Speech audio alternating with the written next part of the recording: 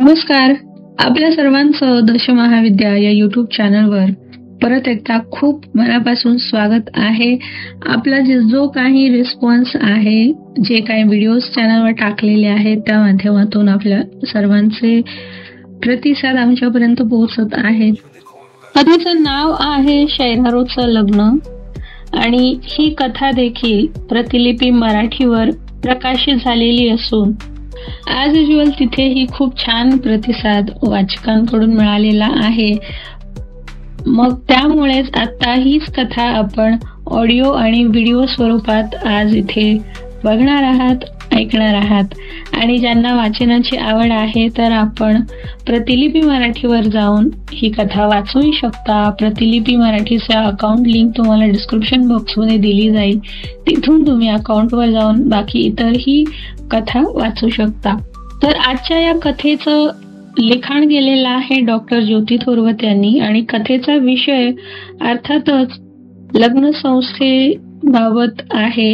आपण कथेचा आनंद जरूर घ्यावा आणि मनोरंजनासोबतच समाज प्रबोधन करण्याचा जो हेतू आहे तो साध्य होईल हीच अपेक्षा आहे. तर आपण पुढे जाणून घेऊयात, ऐकूयात, पाहूयात शैरारूचं लग्न ही कथा. आणि आपल्याला ही कथा कशी वाटली आपण कमेंट बॉक्समध्ये नक्की सांगावं. ॲडमिन माझे नाव हाईड करा. मैत्रिणींनो, मला एक सल्ला हवा आहे. मी एक 38 वर्षांची विवाहित स्त्री असून मला 10 वर्षांची मुलगी आणि 7 वर्षांचा मुलगा आहे. माझे हसबंड चांगल्या कंपनीत मोठ्या पदावर नोकरी करतात. घरात कधीच कसली कमी नाही. सर्व सुखसोयी आहेत.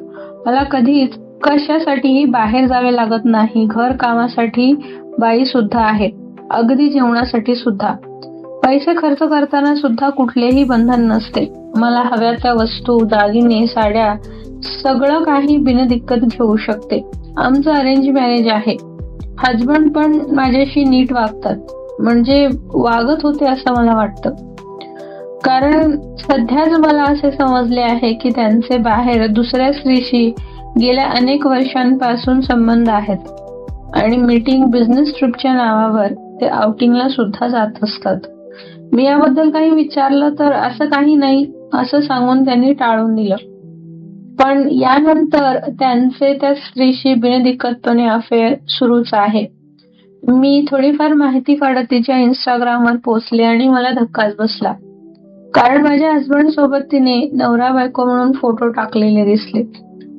अजून शोधत गेले तर अजून धक्काच बसला. कारण त्यांना 12 वर्षांची एक मुलगी देखील आहे. मला आता समजत नाहीये की मी काय करू. मैत्रिणींनो, मला मदत करा. अशा पोस्ट हमखास आजकाल फेसबुकवर दिसत असतात. म्हणून अनुराधाने त्या पोस्टला स्क्रोल करून ती पुढे गेली. कारण यात तिला नाविन्य असे काहीच वाटले नाही. रात्री उशिरा फेसबुक बघत असताना पुन्हा हीच पोस्ट तिच्या समोर आली. कारण त्या पोस्ट खाली अनेक कमेंट्स आलेल्या होत्या. सहज तिने चाळायला सुरुवात केली. ताई, तुम्ही सरळ घटस्फोट घ्या आणि वेगळे व्हा. अशा माणसासोबत राहण्यात काहीच अर्थ नाही. हो ताई, अशा माणसासोबत राहून तुम्ही काय करणार? इतकी वर्ष त्या माणसाने तुमची फसवणूक केली. या कमेंटनी वरच्या कमेंटला शेपटी जोडली होती. तर अशाच आशयाच्या अनेक कमेंट्स तिथे होत्या. झालं गेलं विसरून जा आणि राहिलेलं आयुष्य स्वतःसाठी जगा. आता घटस्फोट घेऊन कुठे जाणार? कारण मुलेही मोठी झालेली आहेत आणि याने त्या माणसाला काहीच फरक पडणार नाही. उलट तो अजून सुखात जगू लागेल. पण तुमच्या आयुष्याचे मात्र वाताहत होईल. कारण एकट्या स्त्रीला समाज जगू देत नाही.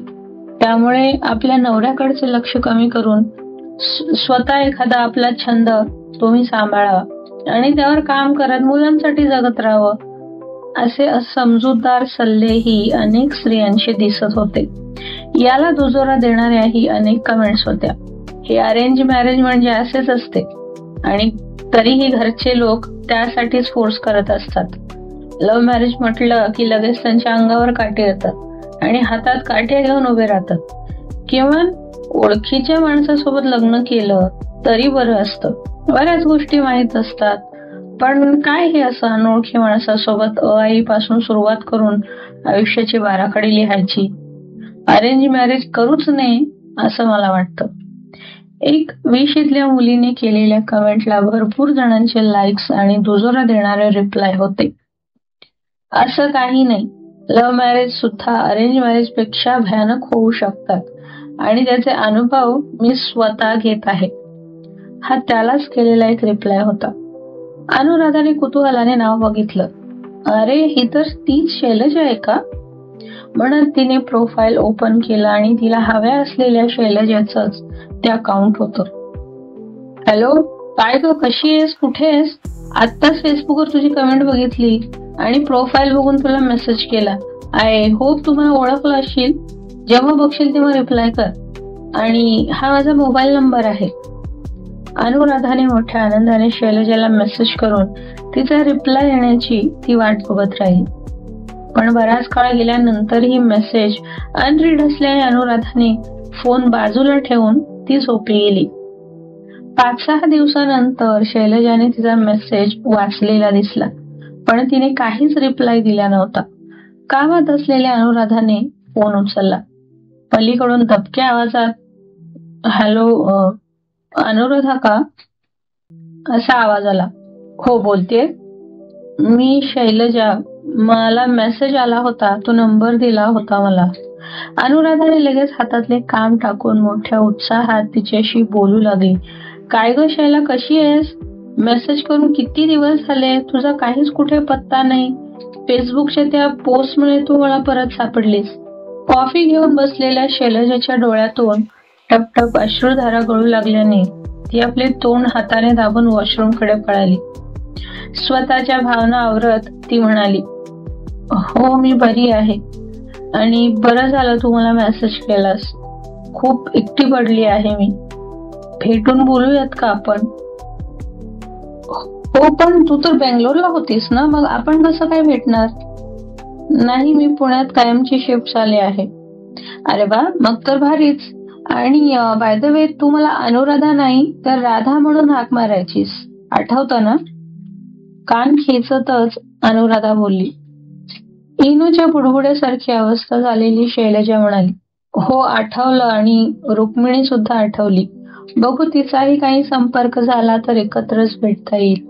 शैला वेळेआधीच एका रेस्टॉरंटमध्ये हताश नजर आणि निराश चेहऱ्याने खांदे झुकवून बसली होती. शैला, खूपच लवकर आलीस तू. किती वर्षांनंतर आपण आज भेटतोय आणि असा चेहरा का पडलाय तुझा? कायम कशी हुंदडत असायचीस, खिदळत असायचीस. बाकी तू पण खूप बदलली आहेसच राधा. पूर्वी एकदम नुसतेच आणि कोरडवाहू जमिनीसारखा असणारा तुझा चेहरा आता मात्र चांगलाच खुलून निघाला आहे. नेमकं केलं काय आहेस? काही नाही ग, बस जशी वेळ येत गेली तसे बदल मी स्वतःत करत गेले. सोपं नक्कीच नव्हतं.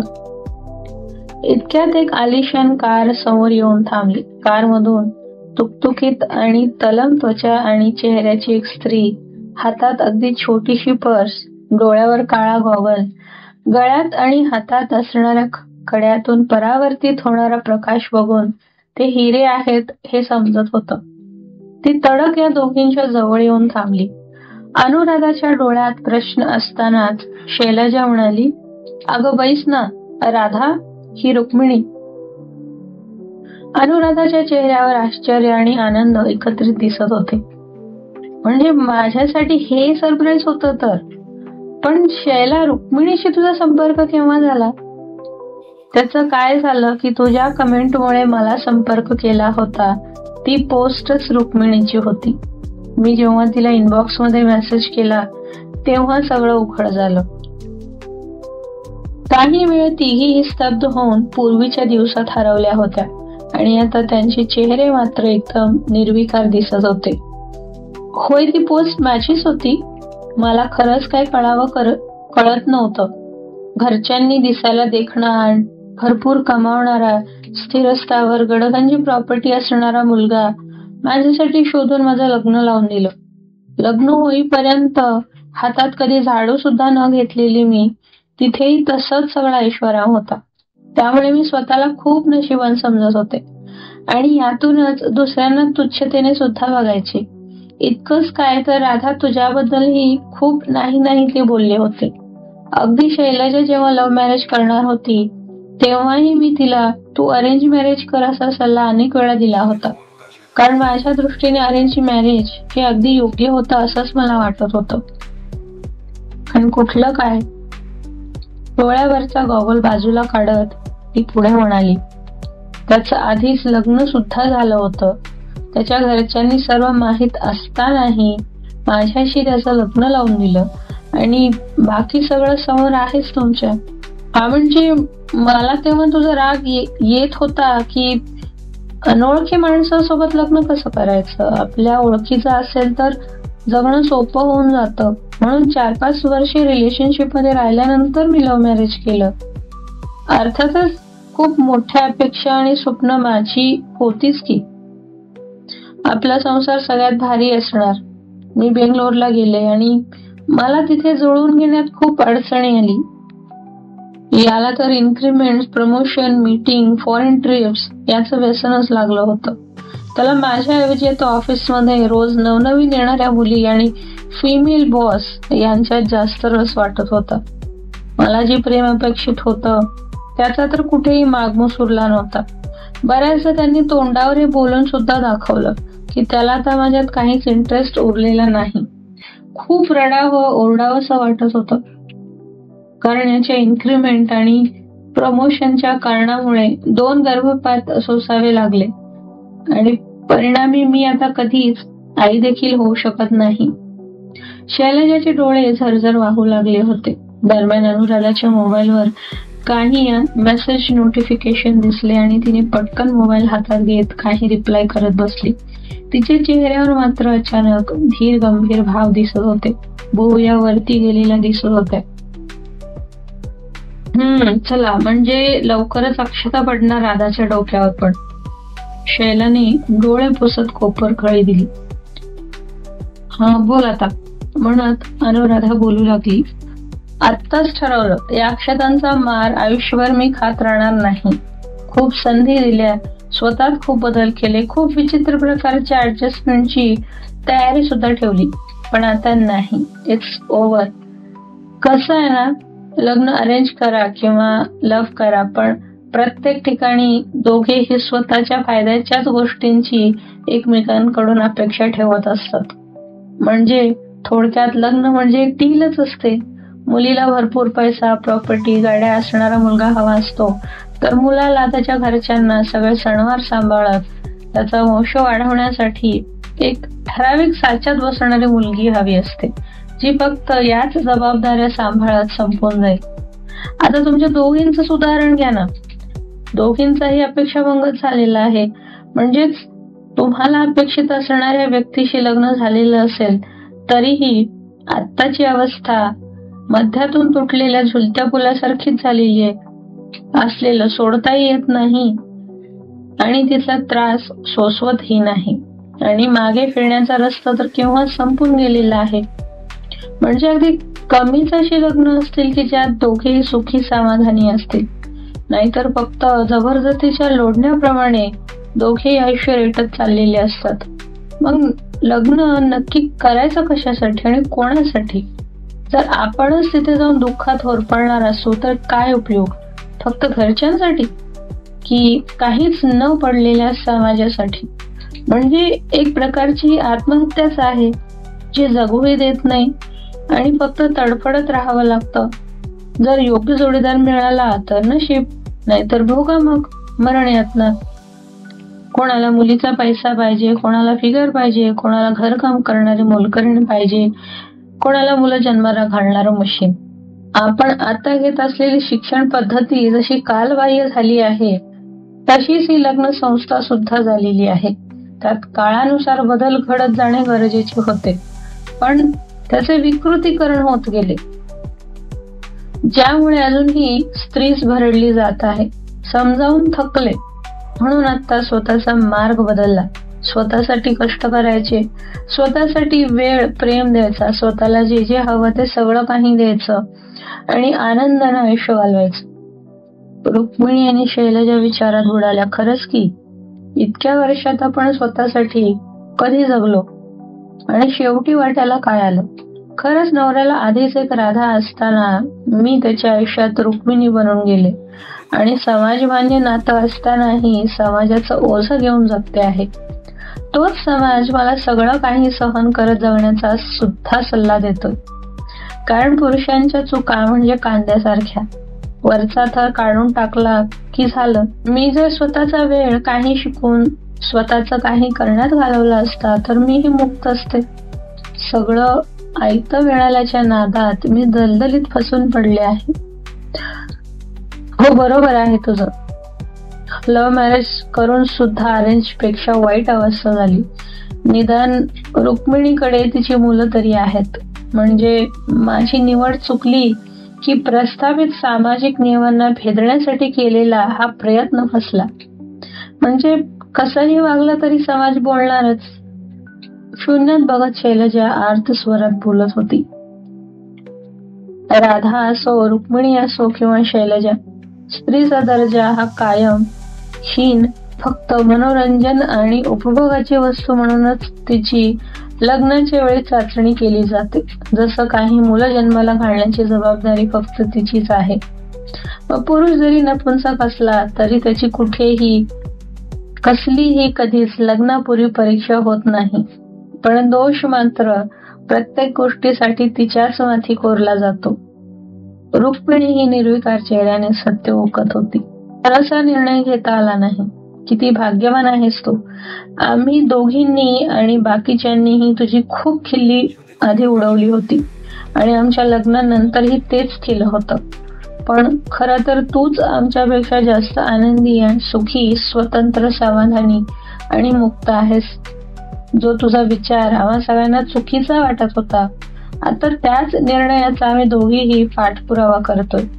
कारण लग्नाच्या वणव्यात असे होरपळून गेलो की आता ताठ उभे राहायला कणा सुद्धा उरलेला नाहीये. हो, पण म्हणत शैलजाने बोलणाऱ्या रुक्मिणीला थांबवले. असाच काहीसा विचार करून मी त्याची साथ कायमची सोडून पुण्यात ट्रान्सफर घेतली आहे. किमान एकटी आहे म्हणून तरी मला आनंदाने आणि समाधानी जगता येईल. उगाच अपेक्षा ठेवून त्रास करून घेण्यात अर्थ नाही. रुक्मिणी मात्र यावर अजूनच खिन्न झाली. कारण अनेक सामाजिक बंधनात ती अडकलेली होती. शिवाय स्वतःच्या पंखाने आकाशात भरारी खेळण्यासाठी त्या पंखात कधी बळ आलेच नव्हते. कारण जे आकाश तिने बघितलं ते दुसऱ्यांच्या पंखांनी. ना तिला राधाचं आयुष्य मिळणार होतं, ना शैलजासारखा निर्णय घेता येणार होता. कर्णधारातून जे शिकवलं गेलं तेच सर्व नियमानुसार ती वागत गेली. अरे काय तुम्ही दोघे इतके सिरियस आलात? मला निघावं लागेल कारण बरेच कॉल आणि मेसेज येऊन गेलेत. भेटत राहूच आता. आणि हो, माझा नंबर सेव्ह करून ठेवा. म्हणत राधाने तिघींचा शेरारू नावाचा व्हॉट्सअप ग्रुप बनवला आणि ती निघाली. आपल्यापेक्षा राधा खरंच सुखी आहे. जी अणुरेणू सारखी मुक्त आहे. ना ती शैलजासारखी एकेरी कठीण तप करत राहिली, ना रुक्मिणी सारखी पतिव्रता बनून राहिली. जिथे तिला स्थान कुठेही नाही तरी ती बंदिस्त आहे. अनुराधाचं म्हणणं मला खरंच पटलेलं आहे. खूप जुन्या काळी बनवली गेलेली लग्न संस्था कालबाह्य झालेली आहे. तिच्यात बदल घडणं गरजेचं आहे. आणि जर हे घडलं नाही तर माझ्यासारख्या अनेक रुक्मिणी बनत राहतील. तर माझ्या नवऱ्याला त्याच्या आवडीच्या मुलीशीच लग्न करण्याची उघड परवानगी मिळाली असती, कदाचित ते दोघे सुखी राहिले असते आणि मी सुद्धा. सर्व नियम पाळून काय आले माझ्या वाट्याला.